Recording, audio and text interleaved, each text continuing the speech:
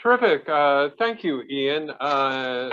And thank you all for being here for this release of the USCBC 2021 State Export Report.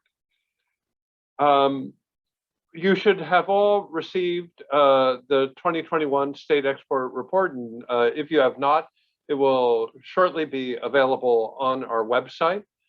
Before I begin, I would like to first thank the Trade Partnership, who has done a lot of the heavy analytical work in preparing this report.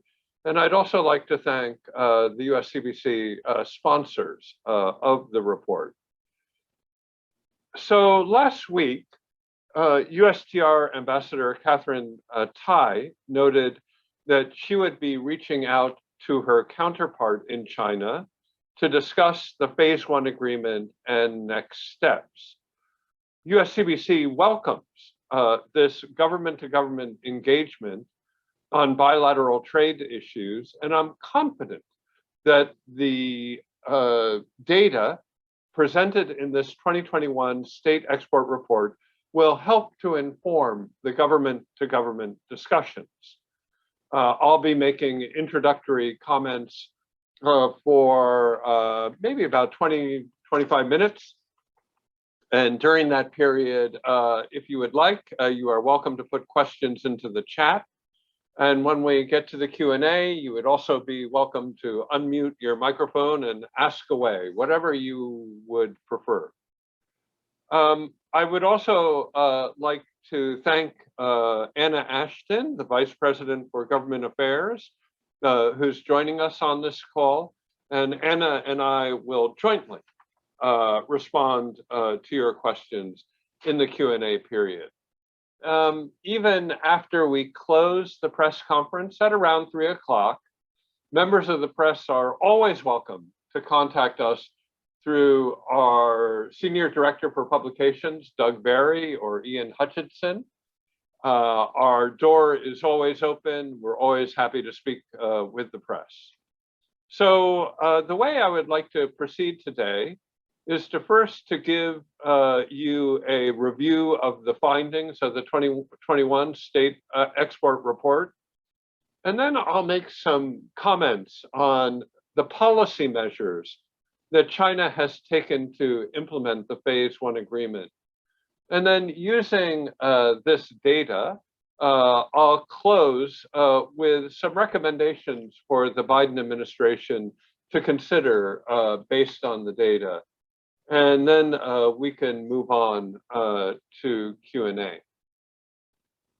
So this report clearly reflects many of the gains of the Phase 1 agreement signed by President Trump and Vice Premier Liu on January 15th, 2020. But this data, like all data, is not perfect.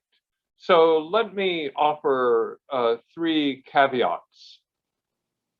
First, while the Chinese purchase targets under Phase 1 covered the 2020 calendar year, the agreement was not signed until January 15th. And it did not enter into force until February 14th. Now, China at that time did not automatically remove their retaliatory tariffs. And indeed, it took until March or April for a tariff exclusion process or mechanism to be put in place by China for the goods covering the agreement.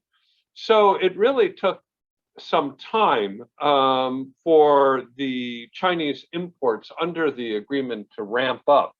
And in the month-by-month trade statistics, which we're not really presenting here, you see that very clearly. Started out slow and then really gained a lot of momentum. Let me give another caveat, my second caveat, and that is that the Phase 1 agreement contains many important services commitments. But unfortunately, the services trade data lags the goods trade data, and thus we don't have a true reflection of the Phase 1 agreement in terms of the service industry exports. This is a problem in and of itself because it makes it impossible to judge the service commitments, but it also presents a problem when we try to estimate the job gains and losses, total job gains and losses over the agreement. Given that the services data is a year late, the only sound employment data that we have is for 2019, predating the agreement. Nonetheless, I think it's very important and instructive, and I'll go over that in a little bit of detail later. The third caveat I would put on this data is something that we all know very well, and that is that 2020 was not a normal year.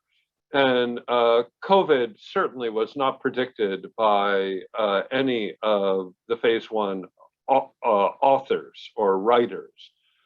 And it has, due to COVID, there have been severe distortions in many markets and among many market prices.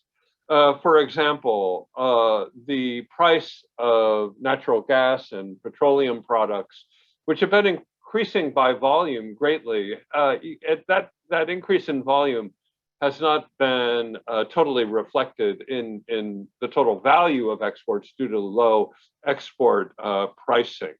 So we need to take price and market distortions into account as we evaluate the data. So, okay, let's begin, Ian, with the first slide, if we may. As you can see from this slide, US exports to China increased 18% last year to $123.1 billion. And I think that an 18% increase is a fine performance. However, it is appropriate to note a couple things. First, it is less than the benchmark for the year for exports covered under the phase one agreement. And I'll talk more about that later. So while an 18% year-on-year expansion of exports is a great thing, it is much less than had been committed to by the Chinese side, and much less than agreed upon or anticipated when the agreement was written. And I'll get into that a little bit more later. Let's go on to the second slide.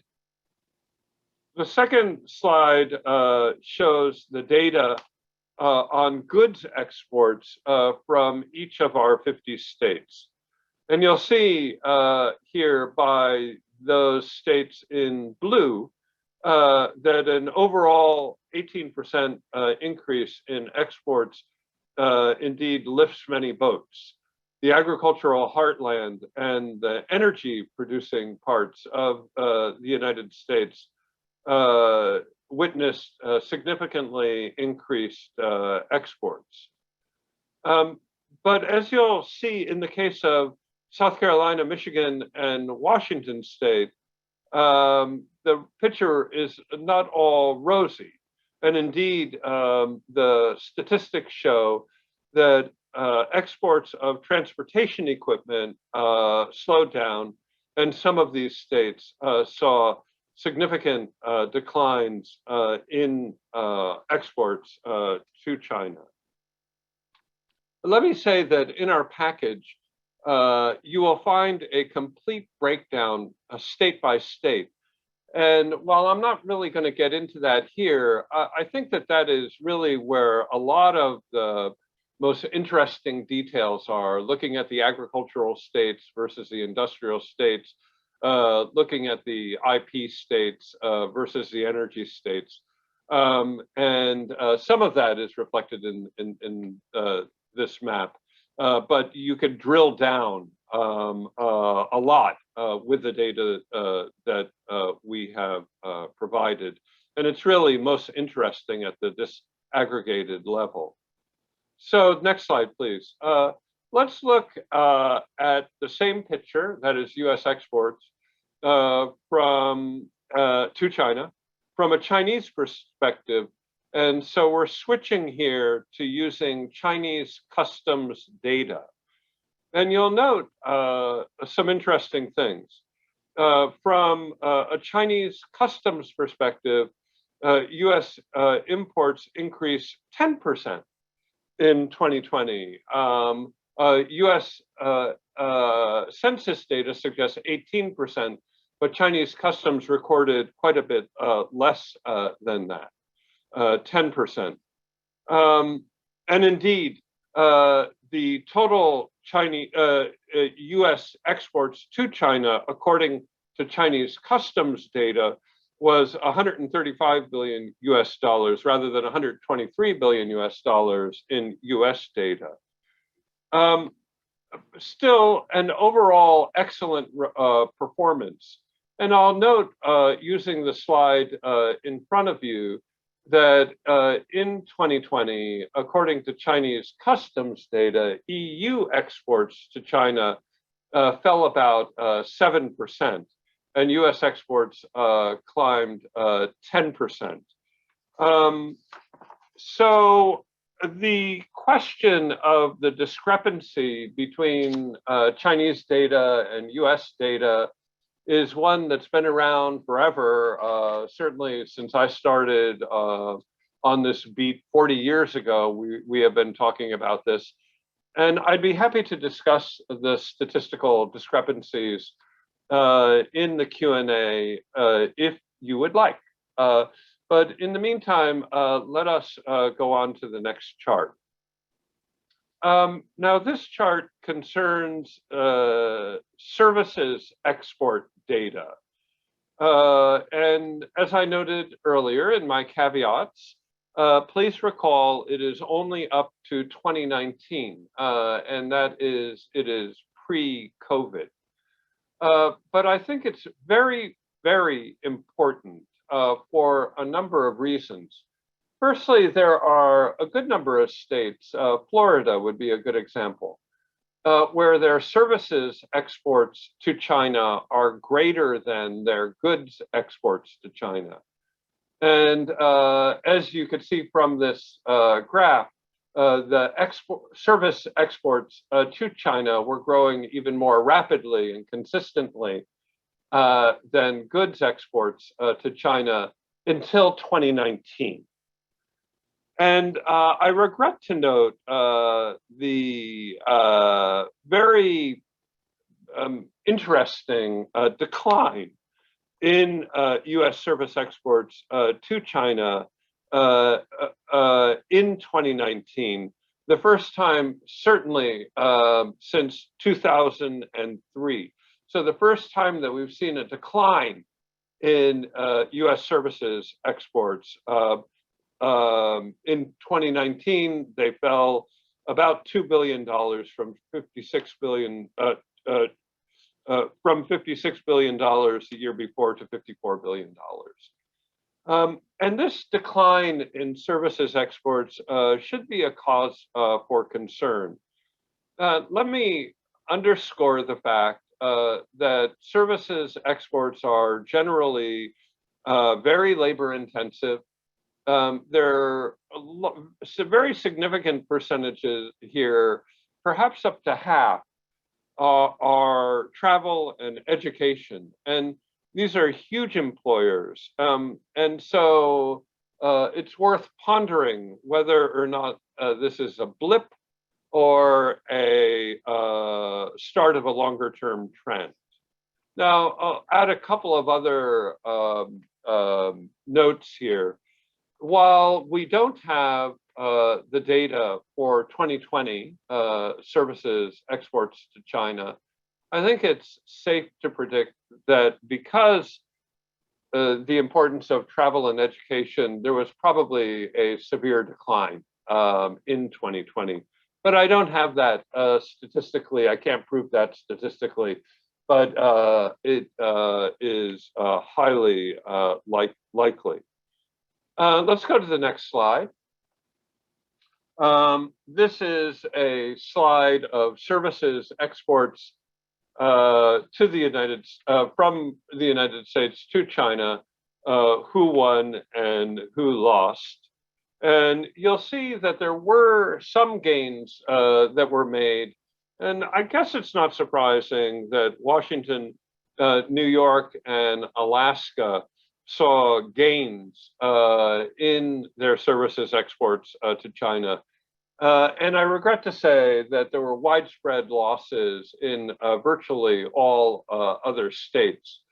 And while your eyes might not be, certainly my eyes are not good enough to look at the specific numbers on there, I think that you'll find those numbers interesting. Again, the disaggregated data is more interesting even than the aggregated data. And the single largest factor behind this worrying trend going back to 2018 is almost certainly the difficulty of Chinese citizens in getting a visa to visit or study the United States. That's not the only factor, but it's certainly a very important factor. So let me conclude this part of the program with a slide on the employment effects of both goods and services to China on individual states. And as I noted to you earlier, because the services data lags a year, these are 2019 figures. The numbers that we gave you before for goods were 2020 figures, but if you add services and goods together, then we have to revert to the 2019 figures. Nonetheless, I think it's helpful. The 2019 data on the employment effect of both goods and services exports is solid. For your reference, goods exports to China fell by 13.5 billion in 2019, the lowest showing since 2010. But this data suggests decreases in exports to China from New York, Florida, Texas, Ohio, California, and Washington state, resulting in losses of thousands of jobs, and in some cases, tens of thousands of jobs. Now, there were winners. The Midwest generally did quite well, along with the Carolinas and Oregon. So I venture to say that if I extrapolate from the 2019 services data and kind of pull it forward into 2020, I think that the picture that you'll see is perhaps a couple more in 2020 would be very roughly similar to what you see in front of you now. And that's because the 18 percentage point in goods export increases was very solid, and it lifted many boats, particularly in the Midwest. I think that in 2020, Texas would be net positive in terms of jobs, almost certainly, due to robust oil and gas exports. But this is the data that we have for 2019. And for me to extrapolate, say much more beyond what we have here would be entering a more speculative realm. So there you have it. Let me, I think that we could conclude this part of the program and begin. Let me talk about thanks, Ian. And Ian, if you could start my video, that would be great. I can't. Maybe others can see me. I don't see it on mine. Are you able to start my video, Ian? Not that I can see. Well, I'm not sure I'm able to. Maybe what I'm told is you cannot start your video because the host stopped it. So let me just carry on. And Ian, if you're able to figure that out, that would be great. And if not, maybe others are relieved. I'm not sure. But anyway, let me recap here. After 2 years of tariff escalation, the US goods exports to China were up almost 18% in 2020. And that's due to several reasons. One critical factor was the tariff exclusion mechanism that China put into place to meet the phase one purchase targets. And as I noted earlier, that was put into place in March, April. And after that exclusion process was put into place, we really saw a big ramp up that continued to the end, it continues until now. It's important to note that the tariffs remain at an average of 20% for American imports entering into China. Oh, there we go. Okay, sorry. I got this. I apologize. Deft maneuver there. Huh? Sorry about that. Chinese importers apply for the tariff exemptions.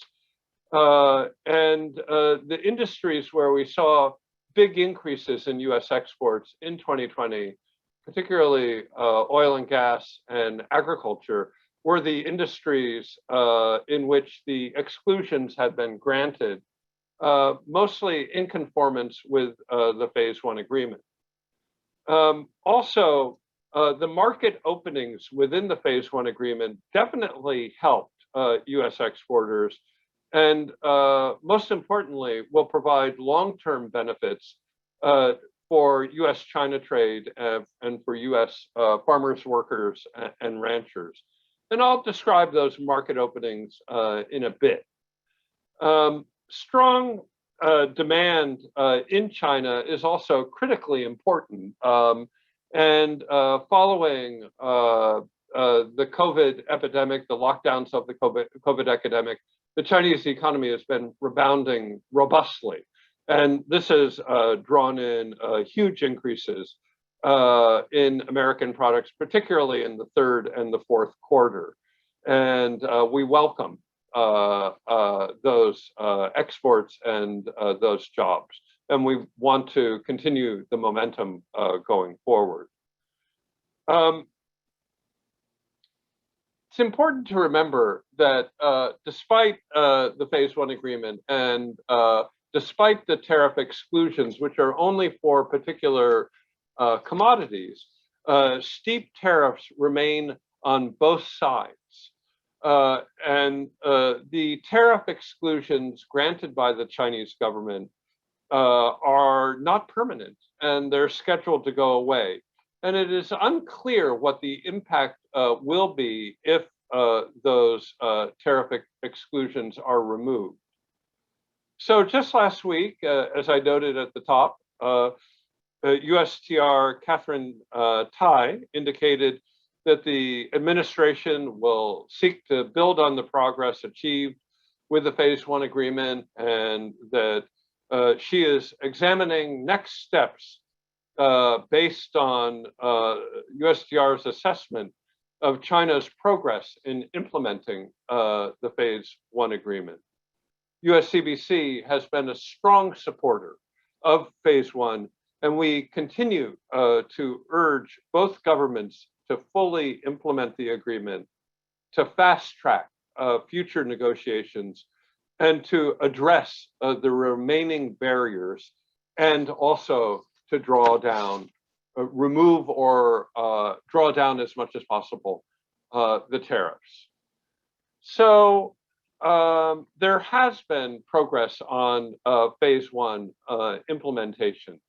USCBC has been closely tracking all of China's progress in implementing the phase one commitments. And generally speaking, they fall into the two categories One are goods, are export targets, which I had been referencing throughout this. The second category of commitments are structural or policy or regulatory changes. And I'll argue that China has made significant progress on both fronts, resulting in tangible benefits for US businesses, although China has yet to fully deliver on the commitments in both areas. So let's look at not the trade statistics per se, but let's look at the purchasing targets and how did the numbers stack up against the targets. So China committed to purchasing $200 billion of agriculture, energy, manufactured goods, and services on top of the 2017 levels over the course of 2020 and 2021. And that computes to about, although it's not explicit in the agreement, about a 40% year-on-year increase in 2020 and 2021 over the 2017 base. So, according to that target, according to the Peterson Institute analysis of US export data, China met 59% of its target for goods in 2020, purchasing a little bit less than the 2017 numbers, the last full year before China began imposing tariffs. And this is despite the benefits of China's tariff exclusion mechanism not beginning until March of that year, and the COVID-19 affecting Chinese demand at the outset of 2020 in particular. And according to the Peterson Institute estimates, the pandemic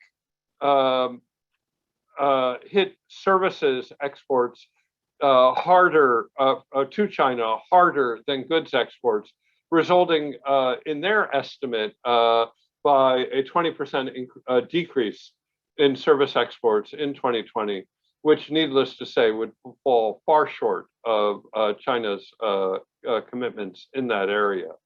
So far in 2021, Chinese progress on phase one purchases remains strong, although still short of the target level.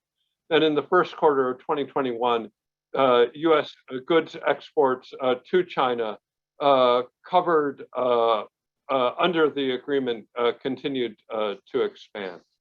So let me spend a couple minutes and talk about the policy or the structural or the regulatory changes that China had committed to, which no doubt will be the subject of Ambassador Tai's discussions with her counterparts when they meet. And I'll give kind of a higher level overview here, but we could dive into specific areas if you would find that helpful. In agriculture, China has improved market access for US poultry, beef, seafood, pet food, fruit, and vegetables. And the government has streamlined regulatory processes to register facilities approved to export a wide range of products. And I think that, you know, the blue that we see covering in the previous maps on export increases, the blue that covers virtually all of the agricultural states really testifies that the phase one agreement has worked really quite well in the agricultural area. And I think that is very clearly reflected in higher agricultural prices, particularly in the commodity areas that are exported to China: soybeans, corn, wheat, and other products as well. However, the record is not complete, and the two sides continue to engage in technical discussions on China's commitment to implement a transparent, predictable, and science-based biotech product approval process. And that's mostly concerning approvals for China to import GMO grain. We don't have enough data yet to determine whether or not that process is working better and up to the expectations under the agreement. So incomplete. In financial services, Chinese regulators have made tremendous changes by eliminating equity caps for foreign ownership in many segments of the industry, including securities, fund management, futures, and insurance companies, and starting granting licenses to majority and wholly foreign-owned companies.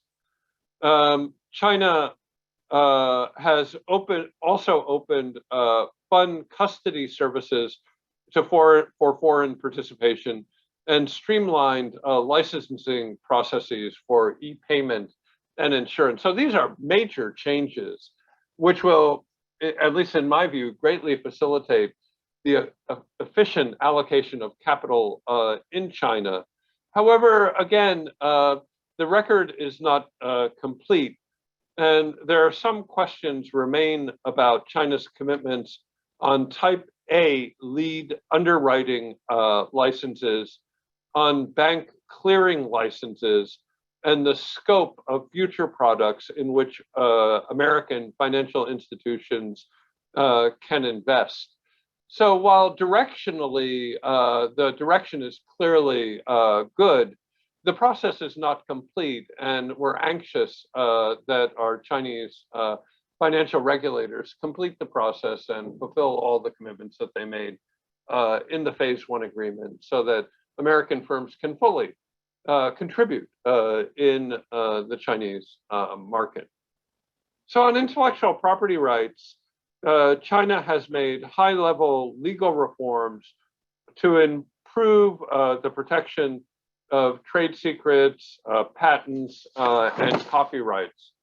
However, while the Chinese side has released numerous measures that will address the Phase 1 commitments once finalized, many of them are currently in draft form or are awaiting detailed implementing regulations. And so, while the direction is right, it's too early to say if intellectual property right protections, if we really turned a corner there. It's clearly better, but is it up to the obligations that China committed to under the WTO? Has there been a reduction that we would anticipate in counterfeit exports? I think that the jury is out, and we need more data on that. So again, directionally in the right direction, but at least in my view, the process is not yet complete. So let me make a few concluding remarks.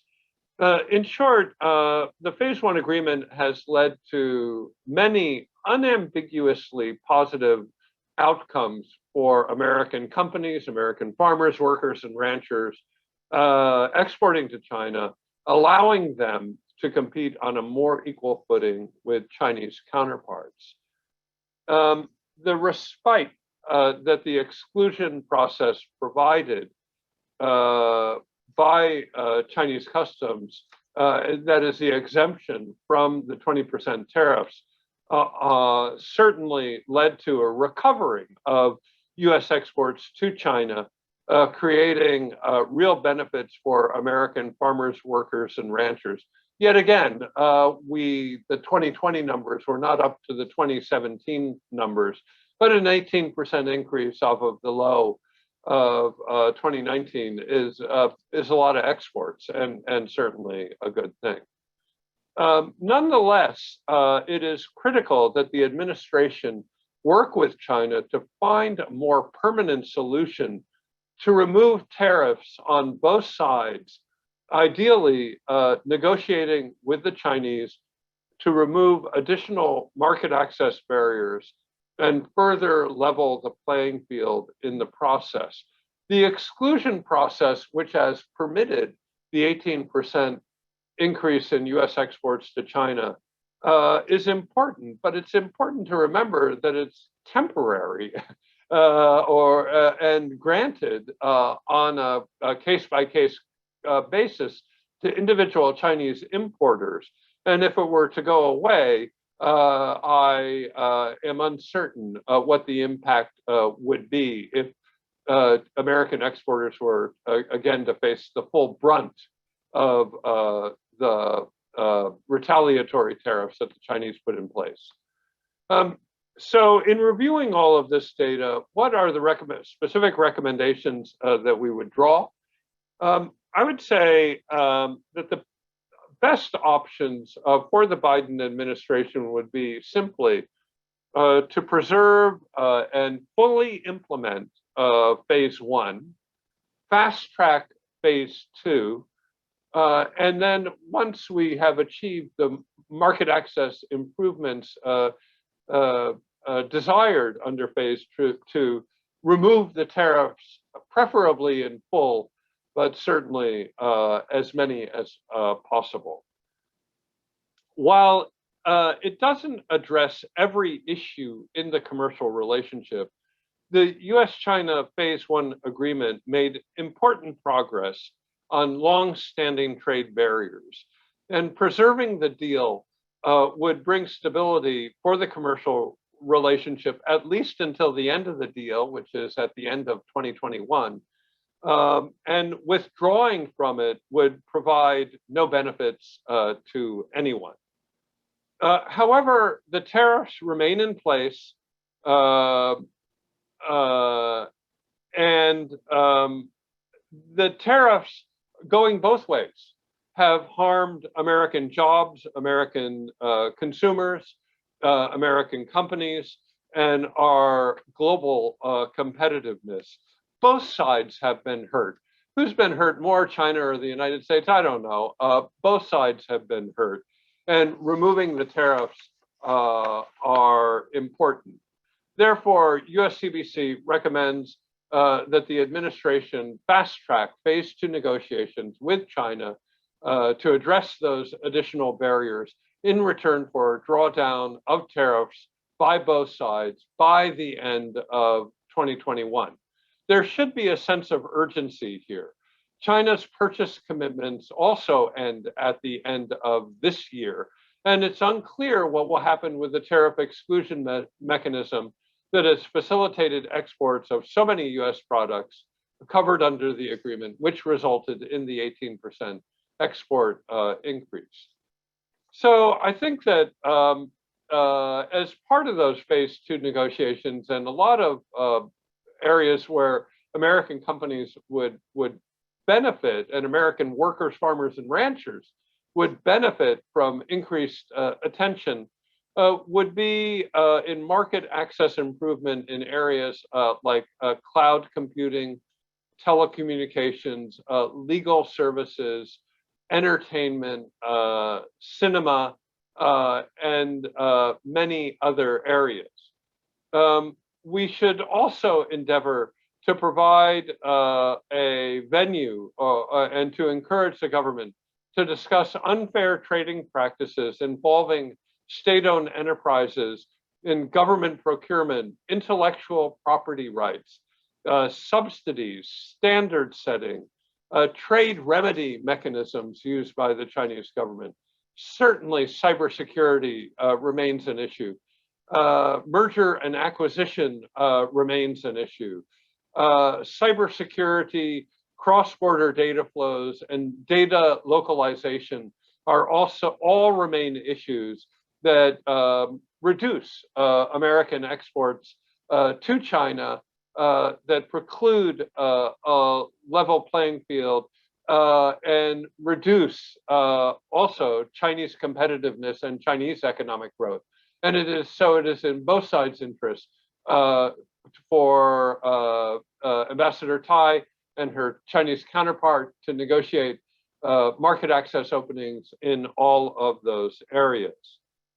so in a longer term, I would note that following the removal of tariffs and conclusion of a phase 2 agreement, if that were to happen in 2021, that the two sides, we would recommend, continue negotiating using CPTPP as a reference point or a discussion framework, an agenda, and a standard, if you will. Now, Xi Jinping and Premier Li Keqiang, President Xi and Premier Li, have both indicated that China is interested in joining the CPTPP agreement. And indeed, it makes sense because doing so would require the domestic reforms that China needs to address to escape the middle income trap. But if China were to take those domestic reforms, it would also benefit US businesses significantly. So while it might not be politically feasible for the US to join CPTPP in the near term, perceptions may change if the Chinese appear to be moving to join the CPTPP without us, locking us out of Asia, the world's most rapidly growing market. So in my view, the recommendations would to USTR and to the Chinese negotiators would be to protect and fully implement both the quantitative and the qualitative phase 1 agreements, which have a deadline of December 31st, 2021. Move on by that time to negotiate a phase 2 deal, which will lead to a removal of tariffs going both ways. And going forward into 2022, to use the CPTPP as a standard or a framework or an agenda, as an aspirational goal for both sides to structure a dialogue on the very sensitive subject of trade. So let me pause there and let's take questions. Now, Ian, I'm not sure what the best way to do this is, but I'm happy to respond to questions, and Anna is here as well, and I'm sure that she'd be pleased also to respond to your questions on the report or any other US-China related things that you might wish to discuss. The floor is open. So there's two ways you guys can submit questions. You can either use the raise hand function that will show up and we'll be able to unmute you, or if you prefer, you can just type a question into the Q&A box to everyone, and we will get to it that way. So far I'm looking at the raised hands thing, and I had seen that Yu Donghui had the hand up for a while, so I'm going to unmute Yu Donghui. If you have a question, you can go ahead and unmute yourself and ask it. Can you hear me? Yes, thank you. Thank you. Yeah, Donghui Yu with China Review News Agency of Hong Kong. And I have two questions. First one, what's your interpretation on the phenomenon that even though the US tariffs were still in place on Chinese goods, China's exports to the US still increased sharply last year, and the trade deficit are actually expanding? So this is the first question. The second question, do you have any insights of how the Biden administration review its trade policy toward China? You have some recommendation there, but how do they respond to your recommendation? Great. Considering the competition is the main feature of the US-China relations. Yeah, thank you. Thank you, Donghui. The first question is easy. US domestic demand has been very strong, and that has drawn in imports from around the world, and including China. And trade, at the end of the day, is a function of trade imbalances. At the end of the day, are macroeconomic determined, and US consumption has been very strong.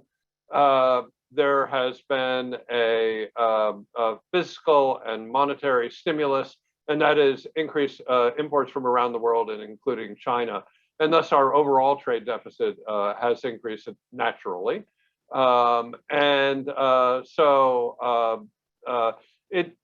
It's important to note that multilateral trade deficits or surpluses are all determined by an imbalance between savings, investment, and consumption. And certainly during the COVID era, we've seen a lot of consumption and investment and not savings, and therefore our overall trade deficit has increased.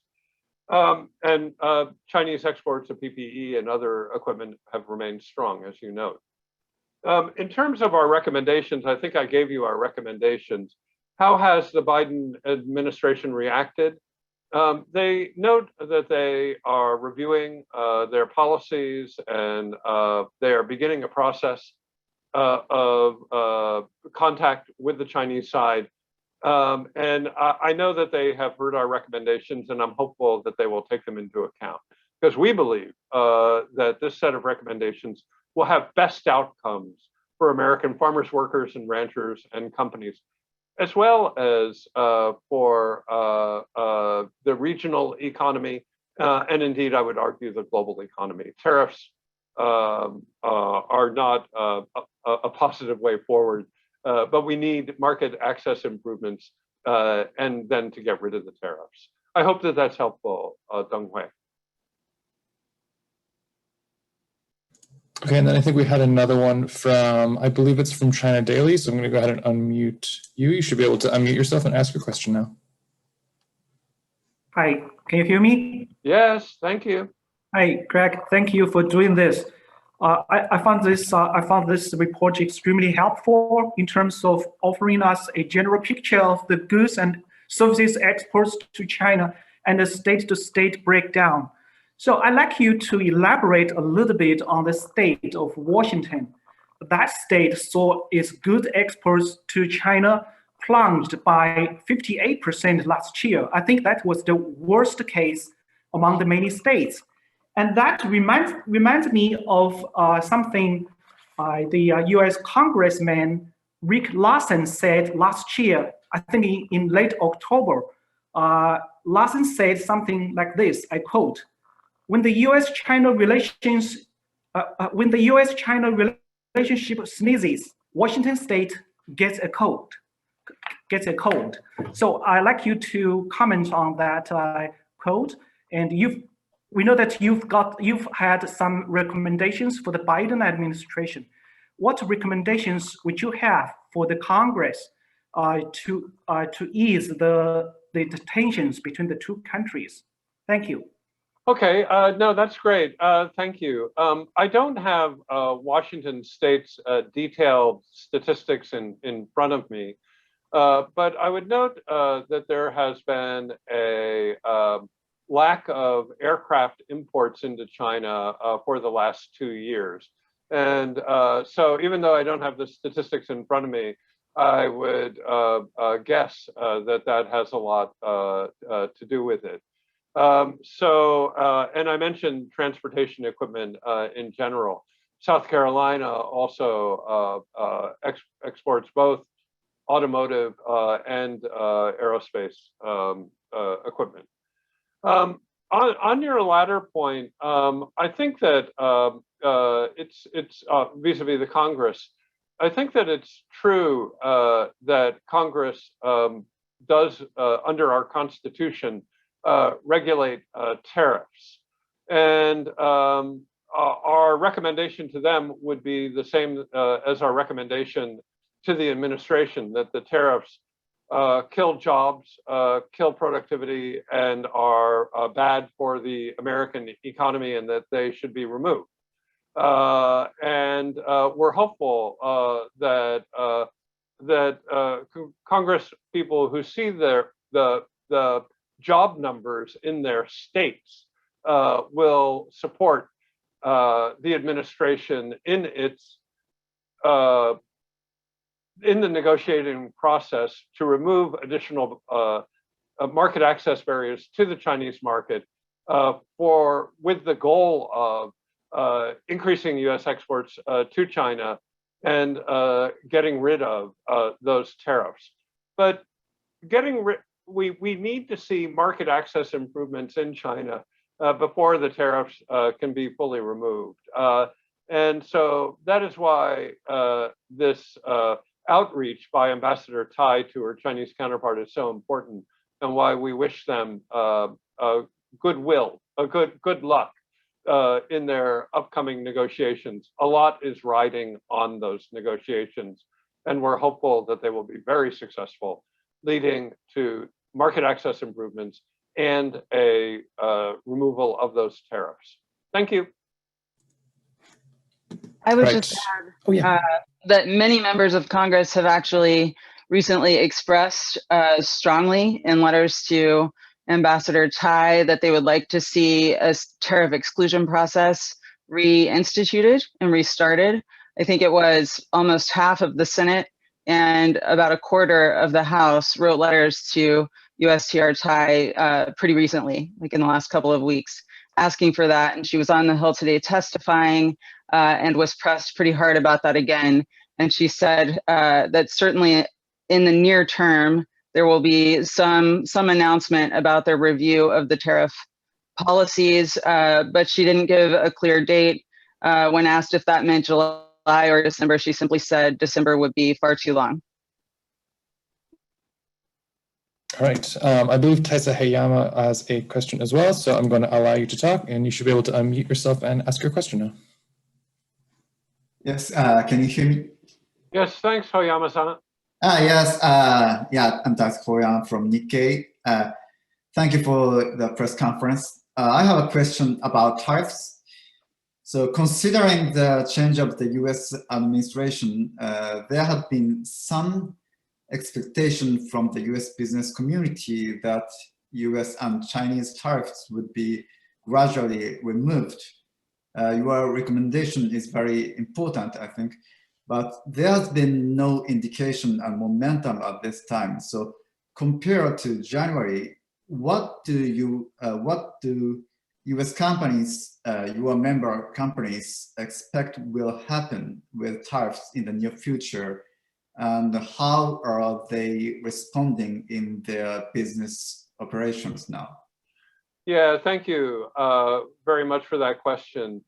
That question was asked right when the agreement was signed on January 15th, and the Chinese Vice Minister for Finance responded to that question saying, it depends on what the US does. That's what he said. And in other words, that China will take a pretty reciprocal steps, I think. So the US has had this exclusion process into place, which Anna discussed and I've discussed. And the products that were included in the Phase 1 agreement, specifically mentioned, were put in, tariffs were excluded. But again, as I tried to emphasize, those are temporary exclusions, not permanent exclusions. And therefore, there's a great deal of uncertainty as to what will happen once the Phase 1 agreement is over. What will happen to the tariffs? We need to know. And right now, American companies have a great deal of uncertainty when they face this situation. And I have to say, similarly, Chinese companies face a great deal of uncertainty when they look at the US tariffs. Are they permanent or are they temporary? And at this stage, no one knows the answer to that. Anna, anything to add? So today, when Tai was testifying, she said that they didn't want to move forward with rolling back the tariffs without being clear internally within the administration about what the goal and objective of rolling back tariffs is, and whether or not rolling back tariffs would help to achieve that. So I think, you know, we're looking at least in the near term, a continued period of uncertainty while they continue to be uncertain And that's, I think, frustrating for plenty of companies and farmers in the United States. But it doesn't mean that the Biden administration's policy moving forward will necessarily be to continue with a lot of tariffs across the board at a high rate on things coming in from China. It's still a wait and see. So we do have one outstanding question that is has a hand raised, and that's Ma-Ling Xiang. So you should now be able to unmute yourself and ask your question. Hi, can you hear me? Yes, thank you, Ma-Ling. How are you? I'm good. Thank you, Craig, for doing this. It's a very good report. So much information. I have two questions. Firstly, you mentioned that in 2020, service exports might have declined. I think you said highly likely because of the situation on the travel and education. Particularly, I want to ask you about education. Do you consider this decline in education to be short-term due to the pandemic, or do you consider it's going to be more of a long-term situation considering the policies during the Trump administration and also considering the current US-China relationship? And secondly, as you mentioned, USTR Catherine Tai said she expected to meet Chinese Vice Premier Liu He in the near term. When it comes to China policy, Biden administration seems to be facing some domestic pressures to be tough on China. When it comes to cooperation with China, conversation with China, it could spark criticism from Hawk's side, considering they have to take into account midterm election, re-election, etc. So how much confidence do you have in the possible talks between the two sides? Do you expect a positive outcome despite domestic political pressures? Thank you. Okay, that was great questions. Thank you very much. I'll take a stab, Anna, and then welcome your comments. I think on education, the numbers of applicants have held up reasonably well. And therefore, I think that American universities and colleges remain an extremely attractive place for Chinese students to come and study. And so I am hopeful that this is only a COVID related issue, but we shouldn't take that for granted, for sure. And I think that American universities and colleges should really be marketing heavily in China if they wish to continue to keep up a healthy Chinese student body. I would just, demographics are also important here. There are younger people in China. There are many more in the middle class, and many of them are going to want to travel and study abroad. US is generally their #1 market. So I don't want to be complacent, and I know that we need to work hard for these, if you will, service exports to invite Chinese to the US. But I think that the brand remains strong, the attraction remains strong, the Chinese perceptions that America's a great place to study remains strong. So I'm hopeful that we will not see a dip after the COVID is over. On your second question, what I would note is in both China and in the United States, domestic political concerns are really having a big impact on foreign policy. And I suppose that's nothing new. But you're right that domestic political concerns in the United States do have an impact on many aspects of foreign policy, including China policy. And I would dare to say that the same is probably equally true in Beijing. That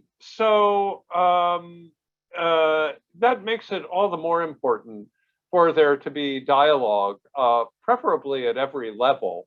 I think that we should wish Ambassador Tai and her counterpart every good wish and good luck as they proceed, and encourage a robust dialogue, routine, regular, predictable, comprehensive dialogue by the two governments to address the many issues that remain unresolved between the two countries. Anna, would you like to add anything as a closing comment? Sure, I can just fill in a little bit more info on education. So education is lumped in with travel when we're measuring services exports. And the good news is that while education exports to China did dip by 3% in 2019, that was not really where we saw the bulk of the drop in travel as an export. We saw that mostly with business travel and personal travel. I think there was 10% for business travel and 8% for personal travel. A little bit of growth when it came to healthcare travel, healthcare related travel. Travel is our #1 export to China, but our #2 is financial services, and we did better there in 2019. In terms of what the cause of the drop in education related travel is, we did acknowledge that it could be related to increased scrutiny of Chinese students and visa restrictions. And I think, you know, we've spoken up about the fact that the stress in the bilateral relationship right now seems to be linked to increased incidents of anti-Asian discrimination in this country. And certainly, I'm sure Chinese students are aware of that, and that could be one of the dampers on, you know, desire to study here right now. But hopefully this is a temporary phenomenon because Chinese students have been the largest body of international students in US universities for quite some time. Great, thank you. Master of Ceremonies, anything else? We are a little past time. There is still one more open question, so it's up to you whether you would like to conclude or add it in. Yeah, and then we'll close from there. Alrighty, so one final question here from the Jinwoo. You should now be able to unmute yourself and ask your question. Hi, can you hear me? Yes, indeed. Thank you. Thank you, Craig. Thank you for having this. I just have a question. We know that climate change is one of the top priorities agendas for Biden administration. So how do you see the US companies' business opportunity in climate change cooperation with China under the background of kind of uneasy tensions between the two countries? Thank you. Yeah, it's a really good question. And I know that many of our companies are anxious to contribute to China's climate change goals through increased exports or investments, processes or procedures.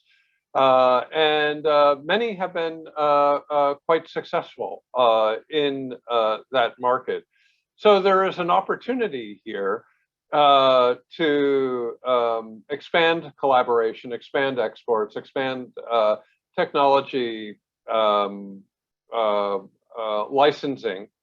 And I hope that both sides are able to do that in an atmosphere, if you will, free of the tariffs, that we're able to get over the tariffs and support each other and support the world as we address a common challenge that is climate change. I'm sorry, that's not very specific, but I do think that it is an opportunity for increased trade and investment. And I hope that we are able to take full advantage of that opportunity going both ways. The planet deserves it. So I think with that, we can close. So let me thank you all very, very much for being here, for spending your afternoon with us. I encourage you not just to use the comments today, but really to dig into the data, because it's very rich, and look at state by state. There's a lot of stories there, and let us know if we could be helpful in the future. And with that, let me say thank you very much, and maybe we can adjourn this press conference. Thank you and goodbye.